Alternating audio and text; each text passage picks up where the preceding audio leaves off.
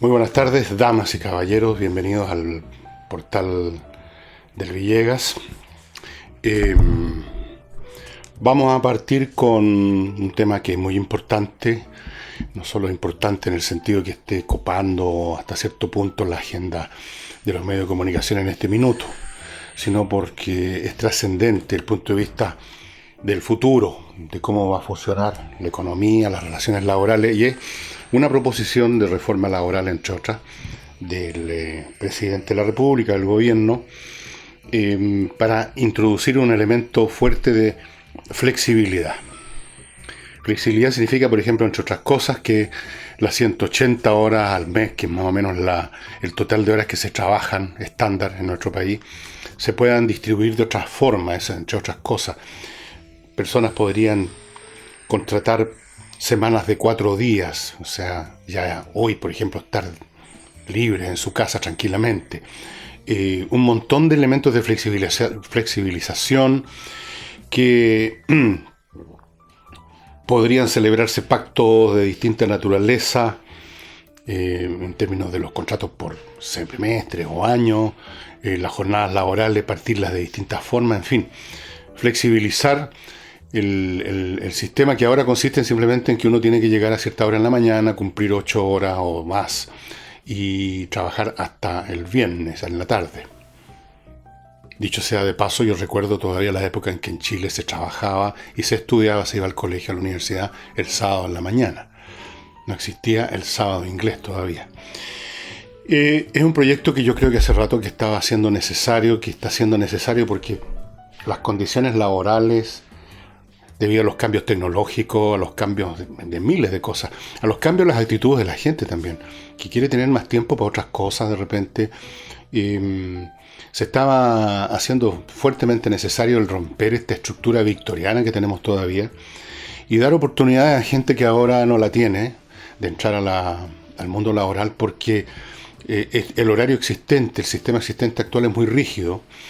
Hay gente que podría y quisiera trabajar solo en las tardes, por ejemplo, o solo en las mañanas, o solo en determinados periodos del año, y podrían aportar su fuerza de trabajo, su talento, sus conocimientos, pero ahora no pueden porque tienen que sujetarse al esquema actual, y entonces esas personas no tienen acceso al trabajo. Muchos jóvenes se encuentran en esa situación. Los jóvenes que están estudiando necesitan más que nadie flexibilidad. Mujeres, madres, la misma cosa. Entonces, por donde se lo mire, este proyecto así en grueso era necesario hace mucho rato, y es muy bueno que se haya presentado. Ahora, esto naturalmente está sujeto a examinar en detalle las cosas, pero no me parece a mí que sea correcto, como han hecho algunos personajes del mundo de la oposición, como el señor Soto, que ya se puso, ya hemos examinado lo que dijo sobre esto de retardar la jubilación, que le pareció pésimo. Ahora, tampoco le gusta este proyecto, dice que era la oportunidad que el gobierno, una oportunidad que se farrió el gobierno, por ejemplo, de disminuir la cantidad de horas al mes, y que en vez de redistribuir las 180 horas se redistribuyeran, no sé, pues, cuántas horas menos de trabajo quiere el señor Soto. Quiere 40 horas a la semana en vez de 45, significa 20 horas menos al mes. Quiere redistribuir 160 horas en vez de 180, y puso mala cara con este proyecto. La señora Goich, en cambio, mostró una actitud bastante más flexible, y yo creo que hay distintas posturas. En general, hay una reacción automática siempre en ciertos sectores políticos y sindicales en Chile frente a cualquier anuncio de reforma laboral, en el sentido de flexibilizar la jornada. Incluso antes que se sepa el detalle de la propuesta, se ponen en contra automáticamente, por varias cosas. Primero, porque suponen siempre, maliciosamente, que cualquier plan de flexibilidad laboral es un siniestro plan del mundo empresarial para explotarlos más a los trabajadores, para tenerlos de sol a sol, a latigazo limpio, trabajando lo más posible. Esos esquemas eran válidos en el pasado, eso me cabe ninguna duda, y todavía pueden haber empresarios bastante negreros, pero no es una cosa general ni puede serlo, no porque se hayan puesto, los empresarios se hayan convertido en evangélicos o hayan sufrido una conversión espiritual de ninguna clase, sino por las circunstancias con que se trabaja hoy en día. Los empresarios tienen que tomar en cuenta que enfrentan una masa laboral con otras aspiraciones, demandas y actitudes que las del pasado. Tienen que considerarse además que los empresarios, si quieren ahorrarse fuerza de trabajo o sacarle más partido a lo que tienen, disponen ahora de otros mecanismos. No necesitan forzar a los trabajadores a quedarse más horas. La tecnología está, y es uno de los factores que obliga a la flexibilización, la tecnología está cambiando el panorama completamente. De hecho, si no hay flexibilización, muchos trabajadores simplemente no van a tener trabajo. Porque los trabajos digamos, de horario continuo, llamémoslo así, de sol a sol, por hacer una metáfora, los van a estar reemplazando hace rato la maquinización y ahora la robotización. Entonces, en el futuro uno puede prever un mundo laboral, todos nosotros, sujetos a jornadas muy flexibles donde llenamos ciertos huecos dentro de la estructura productiva del país. En un determinado momento estamos supervisando una actividad aquí, en otro momento estamos por acá. No es ya el tema, la imagen del obrero que llega en masas a una gran fábrica con una chimenea echando humo y sale de ahí a última hora despedazado, destrozado, agotado. Ese mundo se está acabando, sé que no se acabó ya. Ya no estamos en el mundo propio de esa frase que usaba Salvador Allende, los obreros del hierro, del salitre y del carbón. Ya no hay obreros del salitre, ya no hay obreros del carbón, por ejemplo. Y van quedando pocos del hierro porque se está importando el acero de China. En fin, ha cambiado completamente el panorama. Entonces, no me parece que corresponda esta actitud de pensar de que toda reforma laboral va contra los trabajadores. Algunos dijeron específicamente, el señor Soto dijo, y lo voy a citar, se está proponiendo una flexibilidad extrema que no protege adecuadamente los derechos de los trabajadores. Pero no se molestó en explicar en qué sentido están siendo vulnerados los derechos de los trabajadores si estos pueden reordenar su jornada mensual de otra manera. Yo creo que al contrario, los trabajadores están ganando precisamente un derecho, están ganando el derecho a reorganizar su vida de acuerdo también a sus propias necesidades y no a las necesidades del reloj control de la fábrica o de la empresa. Entonces, esto es una frase hecha, esto que está vulnerando la otra frase, las conquistas laborales. Entonces, aquí hay otra actitud también. La idea de creer que lo que no fue conquistado por luchas sindicales y de la izquierda en general en el siglo XX, mediados y antes del siglo XX, la ley de la silla, la jornada de 8 horas y tantas otras cosas, todo lo que no sea eso, que ya se convirtió en algo como del sagrado, es peligroso, es una amenaza a esos derechos, es una amenaza a los trabajadores. Yo creo que eso es una visión completamente anticuada, obsoleta, victoriana. Personas que a lo mejor cuando piensan en empresa imaginan inmediatamente una fábrica con las chimeneas echando humo. Yo creo que tienen muy poco contacto muchos congresales con el verdadero mundo laboral, cómo se trabaja hoy en día. Esto mismo que estoy haciendo yo y muchas otras personas. El trabajo a distancia, los trabajos parciales, las personas que trabajan parcialmente en un lugar y luego en otro y en otro, 2, 3 trabajos, pero parcializados en distintas partes, con distintos horarios, con distintas jornadas. Esa es la realidad de hoy en día y hay que enfrentarla y regularla de la mejor forma, no para quitarle derechos a los trabajadores, sino que yo creo que para aumentarlo. Aumentar significa agregar algo a lo que ya hay, ¿no es cierto, señor Soto? Bueno, nadie le va a quitar las jornadas laborales, nadie le va a quitar los derechos conquistados a los trabajadores. ¿Cómo podría hacerse eso? Aunque se quisiera. Es imposible, ¿no es cierto? Entonces, darles la opción de contratarse con horarios flexibles, de arreglar un acuerdo con la parte contratante para que se ajusten las cosas también a sus necesidades, me parece que es ganar un derecho y no perder derecho. Agregó el propio Soto, me parece que este proyecto es un retroceso. Otra frase hecha, porque la pregunta es ¿retroceso de qué? ¿En qué sentido la situación actual de los trabajadores que tienen que llegar, yo lo siento acá en el barrio, a las 8 de la mañana ya están las construcciones empiezan los martillazos y todo lo demás, y se retiran a las 6:30? ¿Cuál es la gran conquista de la cual se está retrocediendo? hay muchas cosas que hay que examinar un poquito más con detalle, mirando la realidad actual, escuchando de vez en cuando incluso las propias demandas e intereses de los trabajadores, en vez de asumir que uno se las sabe, que uno es el sumo sacerdote, representante oficial de los trabajadores, por siempre jamás. Hay muchos partidos políticos aquí en Chile que se creen automáticamente defensores de los trabajadores y no han trabajado esos defensores un minuto en sus vidas. Hablan y tienen una visión, como digo, victoriana, una visión de folleto marxista de principios del siglo XX, con los obreros del hierro, el salitre y el carbón. Hay que ponerse al día. Hay una cosa que se llama robotización, automatización, maquinización. Y eso hay que considerarlo. Usted no puede, ni el señor Soto ni nadie, puede oponerse a la marcha de la tecnología y de la manera como funcionan las empresas hoy día. Piense todo lo que significa el trabajo online. Cuántas actividades ustedes mismos en sus casas les han cambiado completamente, hasta la cosa tan doméstica de comprar las mercancías que se necesitan en un mes en una casa. Antes era, y sigue siendo para mucha gente por supuesto, el ir al supermercado los sábados. Ahora cada vez más gente está haciendo uso de estas empresas que trabajan online.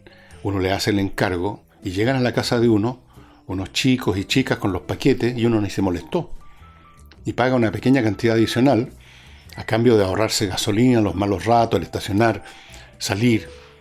Y como eso, mil cosas más. Entonces hay que ponerse al día con eso y no llegar y simplemente poner en automático el cassette de que se estaba vulnerando los derechos de los trabajadores.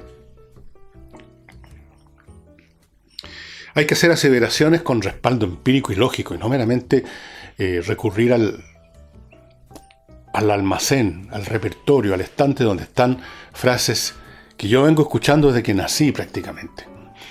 Las conquistas de los trabajadores, se está vulnerando los derechos de los trabajadores. Son frases que se dicen como solas, hablando de los derechos de los trabajadores. Bueno, miren quiénes hablan, los trabajadores del Congreso. Entonces, ¿qué les puedo decir sobre esto? Creer que el único cambio válido en términos de reforma laboral es disminuir la cantidad de horas no me parece un criterio adecuado para un país como el nuestro, que tiene muchos déficits de productividad todavía. O sea, seamos realistas, este no es un país que se caracterice por la disciplina laboral, por la intensidad del trabajo y por la calidad del trabajo, no. Y es una de las razones.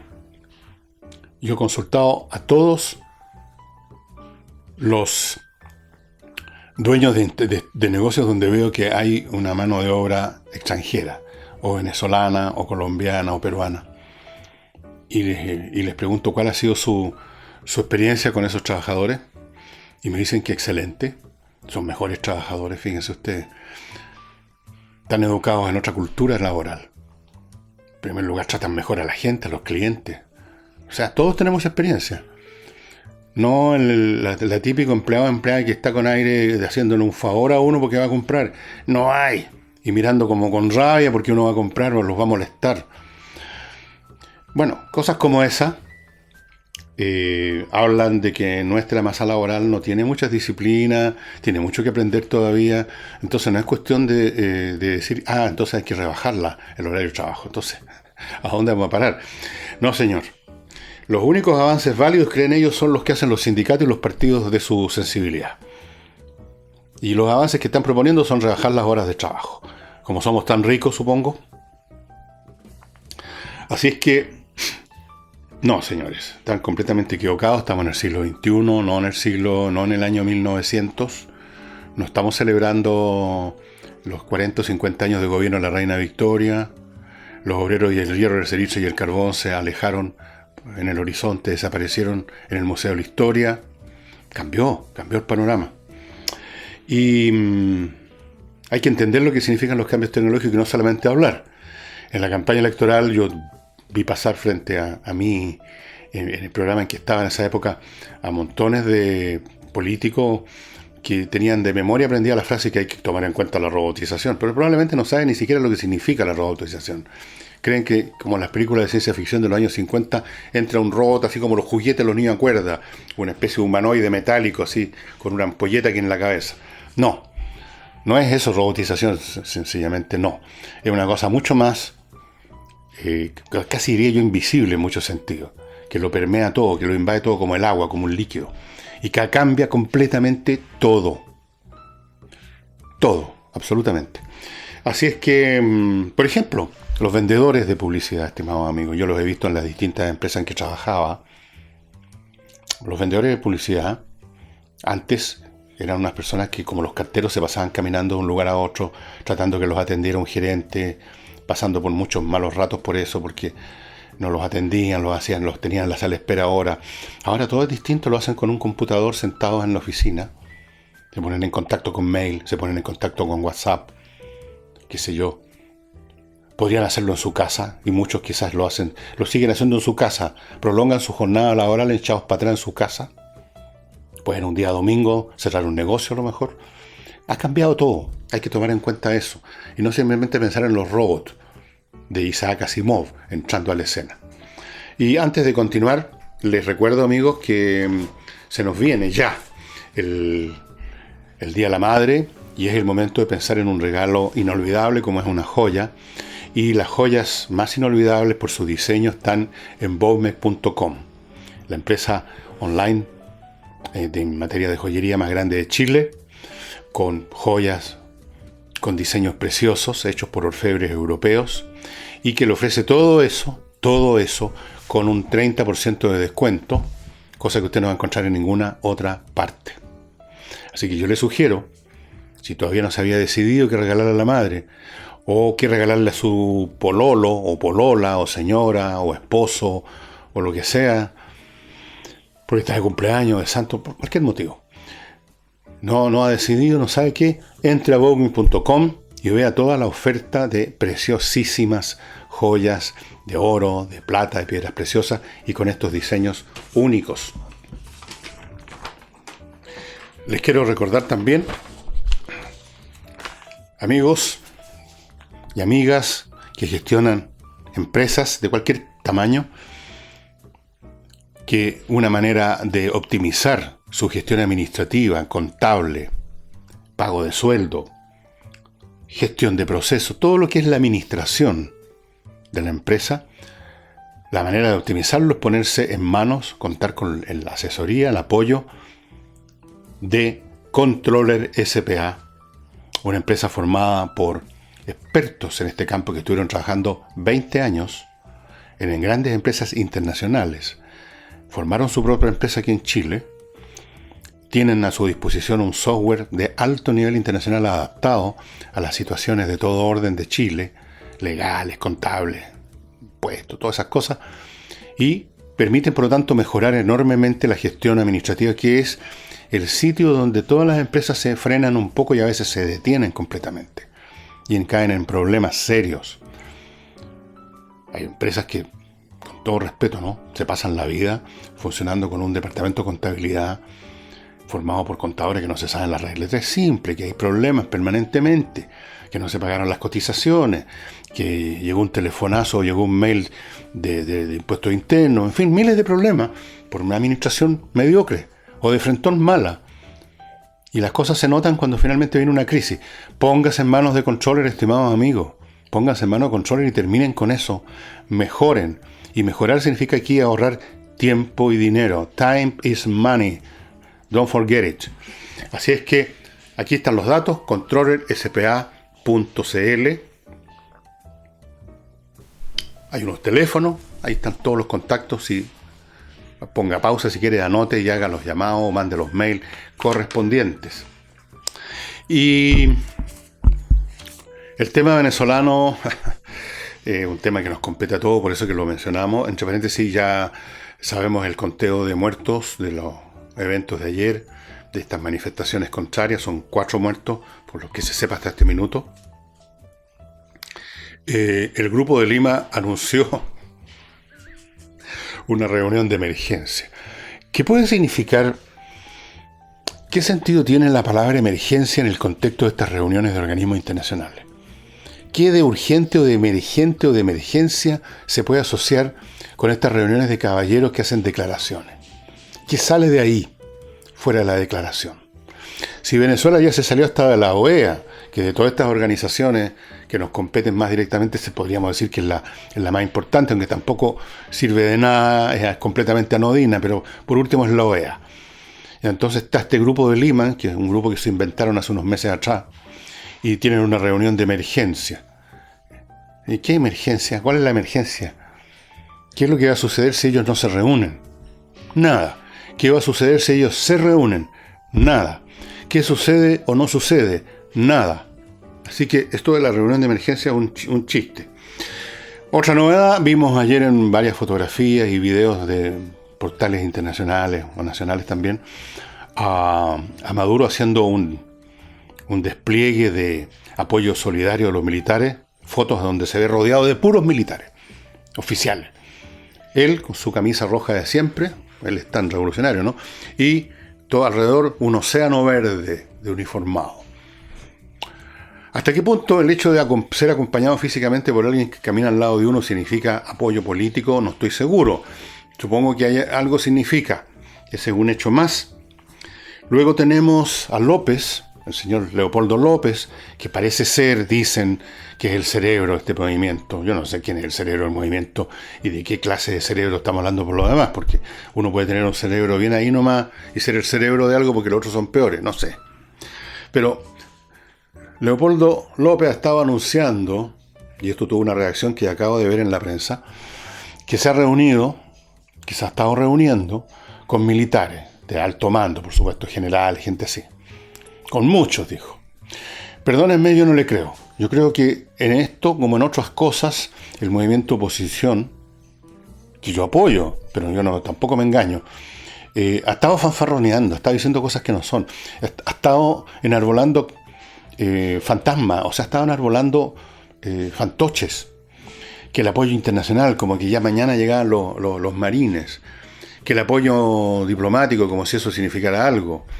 Ahora que están conversando con muchos militares, que ya empezó, que este es solamente el primer momento. Bueno, yo los entiendo, ellos tratan de darle más fuerza, inflar la cosa lo más posible. Yo no sé con cuántos realmente oficiales se habrá entrevistado Leopoldo López. Yo creo que es bien difícil para un general de un régimen que está repleto de supervisión cubana, que son expertos en estas materias y que seguramente están vigilando cada paso que dan los militares, ir a juntarse con López, sin que después a la salida, digamos, le corten a uno el cogote. Demasiado difícil imaginar esa situación. Pero eso es lo que él dijo. Y en todo caso, hoy día el canciller español le dijo a Leopoldo López que España no permitirá que la embajada se convierta en un centro de activismo político. O sea que activismo político en este caso no necesariamente por los generales, no creo que haya ni un sargento se haya presentado en la embajada española, ahí sí que un tipo queda marcado. Me imagino que otro tipo de actividad política, desde la protección de la embajada española, pero resulta que cuando uno se asila o uno se convierte en huésped de una embajada, uno no puede aprovechar esa protección que le está ofreciendo un país para seguir actuando en el país del cual se está arrancando. Eso no va una cosa con la otra. Así es que la cosa una vez más vuelve a la situación de compás de espera. Leopoldo Pérez, Guaidó y los demás tratando de concitar con más marchas, más huelgas, ahora que las llaman escalonadas, que no se ven. Hablando del apoyo internacional, que no se manifiesta, haciendo alusión a todas las cosas y opciones que tiene sobre la mesa Trump, que sobre la mesa se van a quedar para siempre, hablando llamando a los militares a que se pongan al lado de la historia, como si los militares venezolanos pudieran ponerse al lado de la historia. No pueden ponerse al lado de ninguna otra cosa salvo Maduro, porque están demasiado comprometidos con ese gobierno. Y a pesar de que siguen repitiendo López, Guaidó, etcétera, lo de la amnistía, lo de que no va a haber una persecución, que no va a haber una cacería de brujas, no se les puede creer porque sencillamente ellos, si llegan a establecer un gobierno distinto, si Maduro se va, Se van a desatar fuerzas de venganza, de deseo de justicia, como quieran ustedes calificarla, que van a sobrepasar cualquier intención que tuviera Leopoldo y tuviera Guaidó de mantener a los militares tranquilitos, no ha pasado nada. Ustedes están con Maduro, ahora están con nosotros, ni un problema. Incluso no le vamos a mantener los privilegios. Es muy difícil creer que eso pudiera pasar, y yo creo que no hay ningún milico de Maduro que se la crea. Así que yo no sé en qué va a terminar este asunto. En una de esas, como les he mencionado muchas veces, hay procesos que uno no ve. En una de esas, efectivamente, la dirigencia del movimiento opositor en Venezuela ha logrado, con una reunión tras otra, de a poquito, ir deteriorando y disolviendo internamente por debajo los cimientos del régimen de Maduro, o sea, los cimientos del apoyo militar a Maduro. Podría ser, en una de esas, de tanto ir cavando, de tanto ir haciendo como antiguo en los asedios de las ciudades, cuando empezaban a cavar túneles debajo de los muros, hasta que de repente se desplomaban. Quizás ese proceso de zapa política efectivamente está teniendo poco a poco, poquito a poquito, resultados que se van a manifestar, no sé, en una semana, en un mes. Está por verse.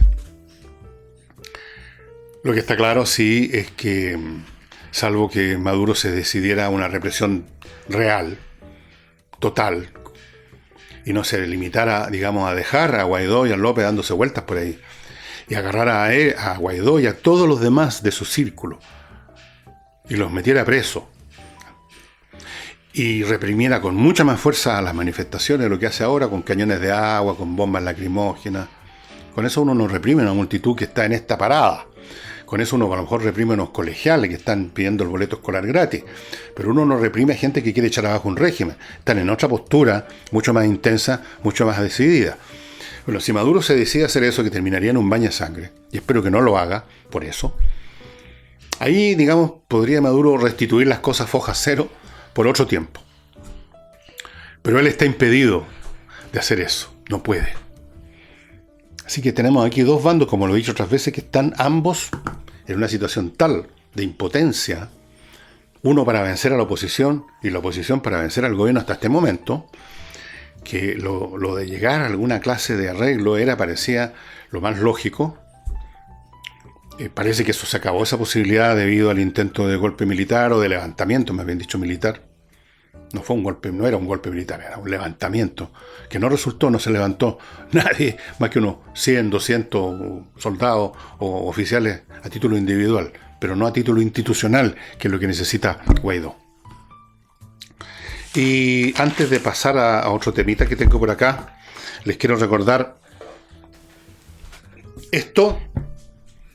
Labo Club. Esta es una empresa formada por chilenos, empresarios chilenos, químicos chilenos, ingenieros chilenos, que desarrollaron esta tecnología para lavar ropa. Este es un detergente que viene en este tanque, que tiene un dispensador acá adelante.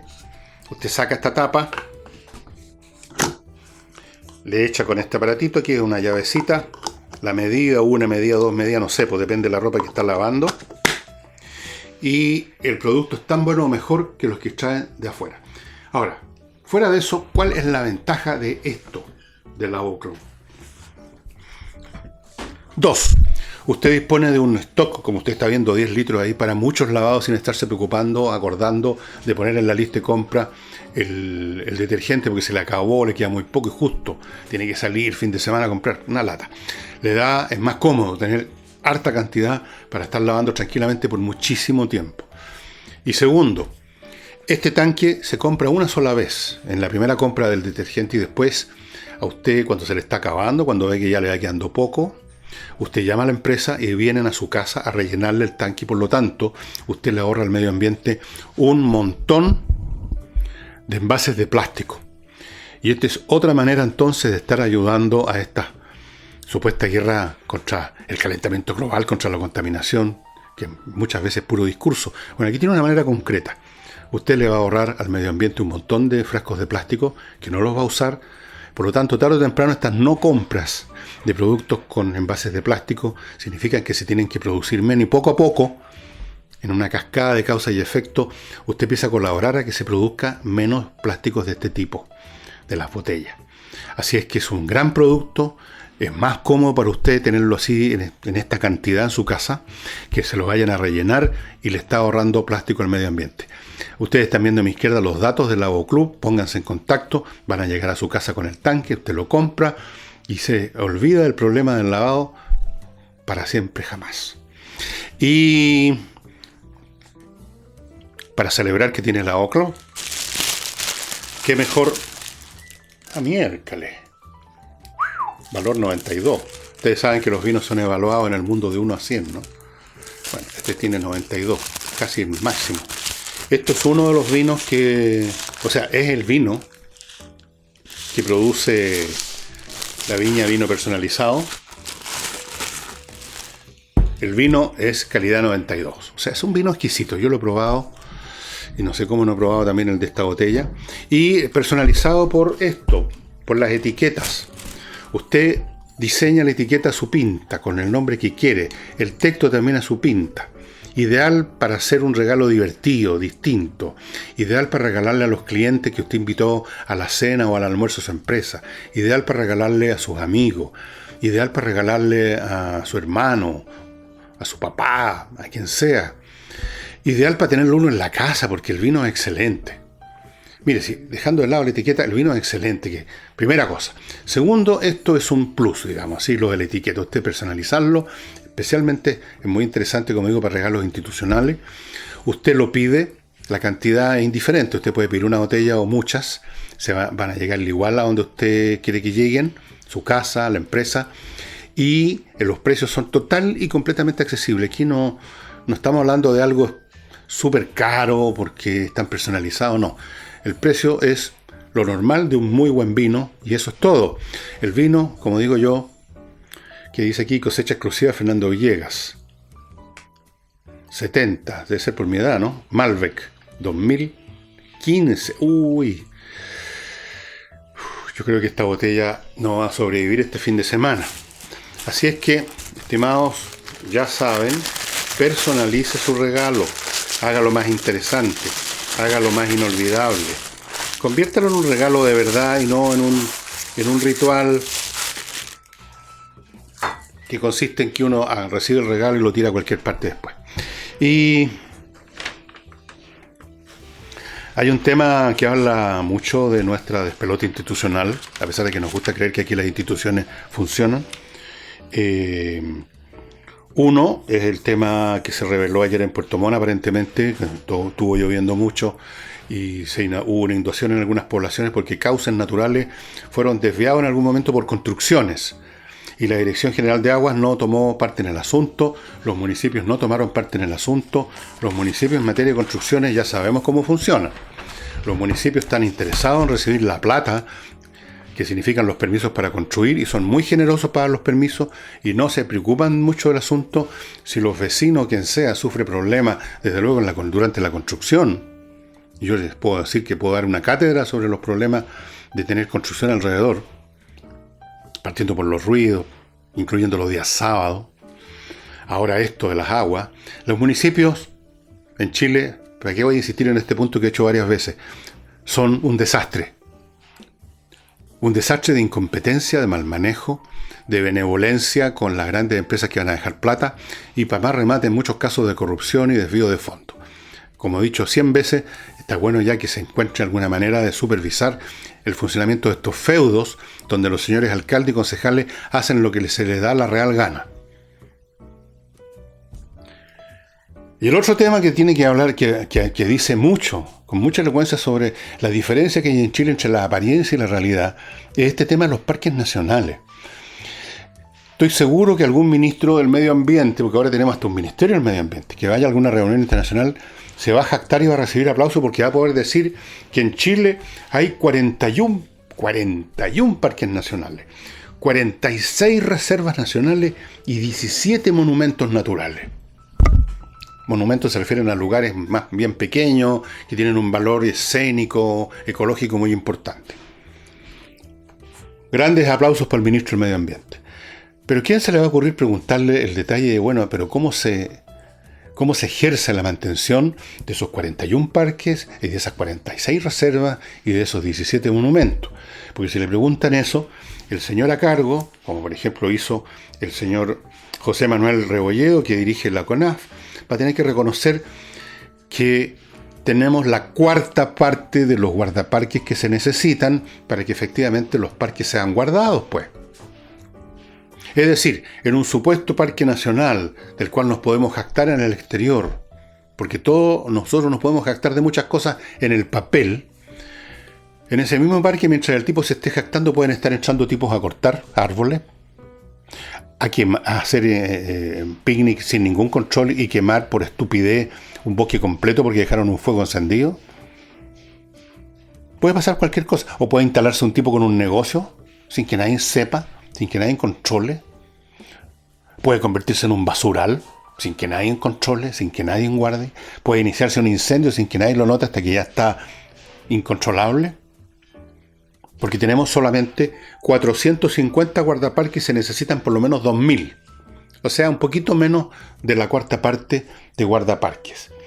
Es otra muestra de la distancia que hay en Chile entre lo que se dice, lo que se anuncia, lo que se escribe, lo que se promulga y la realidad. No se fiscaliza. ¿Y por qué hay solo 450 guardaparques en vez de 2000? Porque no hay presupuesto. Y el presupuesto, estimado amigo, muestra el grado de interés que un Estado tiene por las cosas y no los discursos. Where is the money? O como dicen los gringos, put your money where your mouth is. Ponga el dinero donde está su boca. Aquí ponemos la boca, pero no ponemos el dinero. Hablamos del medio ambiente. Hablamos del, ¿cómo es? Del desarrollo sustentable. Pero el presupuesto, yo estoy seguro que hay un montón de reparticiones estatales que no sirven para nada, que cumplen funciones que no se necesitan, y que en los puros sueldos de los señores de barbita y bigote que están allá adentro, se podría contratar perfectamente a los 1.500 guardaparques que faltan. Porque no les pagan palos y palos y palos como a los señores que se apotonan en algunos ministerios en este país, pues. Podríamos hacer una lista del presupuesto nacional, desde lo que requiere más fondo hasta lo que requiere menos, y vamos a ver que la CONAF está ahí al fondo.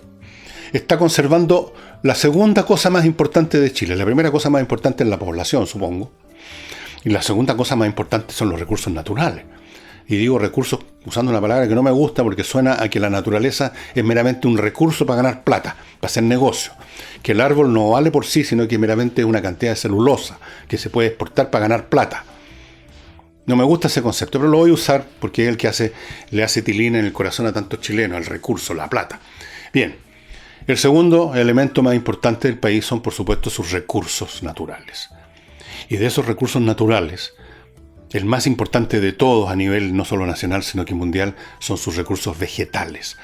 O sea, sus recursos de la biosfera, sus bosques, sus plantas. Los animales y las aves y los insectos que viven además dentro de esos ambientes. Todo eso es totalmente necesario para que la vida siga existiendo y para que la vida valga la pena. ¿Se imagina usted un mundo sin árboles? Un mundo así que fuera como un estacionamiento, todo de concreto, no vale la pena vivir ahí. Pero vea usted el presupuesto, ¿a dónde está la CONAF? ¿Y cómo se manifiesta eso? En la temporada de incendio hay que estar usando recursos extraordinarios, en vez de haber usado más recursos ordinarios durante el año para tener una prevención a tiempo de los incendios y que estos no se descontrolen. Sino que llegan los recursos igual, pero en forma de recursos extraordinarios, y llegan como recursos extraordinarios porque hay un incendio extraordinario. O sea, cuando ya es tarde ya quedó la crema. O sea, aquí hay una falta de interés y hay una falta de inteligencia, estimados amigos. ¿Cuántas cosas que solamente tienen un valor puramente político? O sea, de una cuestión de poder, una cuestión miserable, que revela hasta qué punto somos miserables los seres humanos. Tienen más presupuesto y más interés de los medios de prensa, más interés de los políticos, más interés del presidente, más interés del gobierno, más interés de los congresales, que el medio ambiente, que los parques nacionales. ¿A quién le importan los parques nacionales, parece?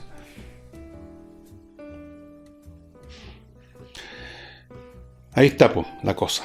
Y así es nuestro país. Yo hace mucho tiempo, me acuerdo en los medios que he estado años por supuesto es como hablarle al muro de los lamentos, o sea, no sirve de nada. Que vengo diciendo que CONAF debiera tener muchas veces más presupuesto porque está conservando los recursos fundamentales de una nación que es la casa misma donde vivimos. Pero no. Recordemos el lamentable espectáculo que dio el gobierno de la señora Bachelet cuando hubo estos tremendos incendios en el año 17, ¿se acuerdan? Cuando tuvimos que recibir y que con malos modales la caridad ajena para combatir los incendios, cuando llegó el supertanker, ¿se acuerdan? Y el señor director de en esa época, a cargo del asunto de la CONAF, me parece que era, puso puros problemas para que actuara ese avión. Y lo demoraron. ¿Y quién va a pagar el agua? ¿Y quién va a pagar la benzina? Y no querían dejarlo actuar por una cuestión política. ¿Y qué es la crema? El incendio más grande que hemos tenido en Chile. El más destructivo. Ese es nuestro país. Es un país, en muchos sentidos, como esos escenarios en la ópera. No sé si usted vio la ópera. Un castillo, unas columnas, unos soldados ahí con unos cascos. Y todo es de cartón. Es un país de fachada nada más. De fachada.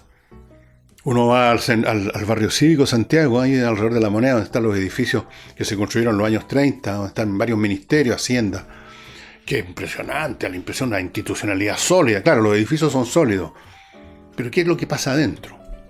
Una vez que uno transporta las grandes puertas de bronce y sube las escalinatas de mármol, y entra a las oficinas y ahí están ¿quiénes están trabajando frente al escritorio? El vestón, que está colgado en la silla.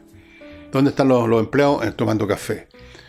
O si no, y si están trabajando, se dan vuelta con papeles. ¿Dónde está la eficiencia del Estado? Pura mentira. Ese es nuestro país. Una pura mentira de arriba abajo, institucionalmente hablando. Mañana, todavía no sé, estimados amigos, qué tema voy a tocar. Créanme que no es fácil estar buscando todas las semanas un nuevo tema que les sea de interés para ustedes, porque yo podría hablarle de cosas que me interesan a mí, pero lo que me interesa a mí no le interesa a ustedes, y viceversa, quizás. A mí no me interesa la Teletón, no me interesa ver televisión, no me interesa ir al fútbol, y a usted sí, pero a usted no le interesa lo que me interesa a mí, entonces yo tengo que buscar un terreno intermedio. Y cuando digo que no me interesa la Teletón, explico, porque aquí siempre hay gente que interpreta las cosas de la manera más maliciosa posible. Me refiero a que no me interesa estar mirando. Apoyar es una cosa y mirar es otra. Hay gente, entre paréntesis, allá que estamos tocando el tema Teletón, que cree que apoya la obra, la Teletón, que ha sido tan importante, simplemente porque ve el programa y ponen 500 pesos. No se ayuda así. A las causas se las ayuda con el presupuesto, como el tema de la CONAF en Chile. Y bueno, vamos a ver si se me ocurre algo que les pueda interesar, y será, espero, hasta mañana. Muchas gracias.